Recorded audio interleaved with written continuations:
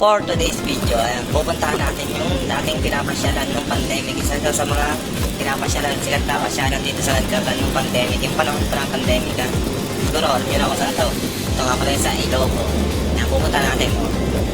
Bibidyo ko rin daan para makita nyo, maalala nyo yung panahon na jajagin kayo, nilalakad papunta rito. Yan ako, titignan natin kung anong itsura na ba niya ngayon. Kung pwede pa na ba siyang pasyalan o hindi na.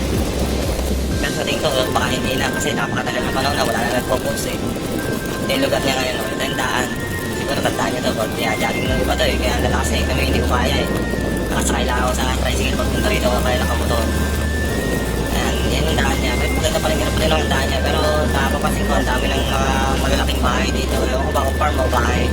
Para mga bahay, pakasyon na lang nakita ko dito eh. Ang lalaki. Talagang garbo mga bahay na nakita ko dito na daanan namin. Dati parang wala pa dati yun ngayon eh. May mga nakatayong bahay na lalaki pati. Ayun yung daan niya. Katulad ko ang laki rin ng ano. Pero parang dati na ito, ewan kung farm to. Pero tingin ko baka hindi na rin pwedeng pasyalan yun. O may ginagawa ate.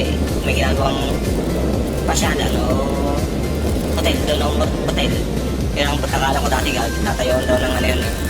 Parang kainan o restaurant yung lugar na yun. And nadala natin may mga tao pa rin, baka tao sa ano yun, sa mga farm. Kasi yung daan niya, para kita nyo pa rin kung ano itsura talaga. Ayun yung may bagong tayo na ito, parang bagong tayo lang ito. Hindi ko sigurado kung bagong tayo, kung matagal na ito. Napalaki yung baon niya, haba-haba. Sigurado mayaman na may-ari nito. Ayun, ito pa sa kabila. Parang dati mga wala pa ito. Pero ngayon, dami na. Tsaka naglalakayan yung baon, tsaka lawak ng sakop ng lupa nila. Siguro farm yun o mga rest house. Hinapasin ako mga bagong tayong rest house dito eh. Pero maganda nga dito pag palalo ito, lalong magiging pasyalan talaga ito. Ewan ko lang ngayon kung ano na talaga mag-itsura niya.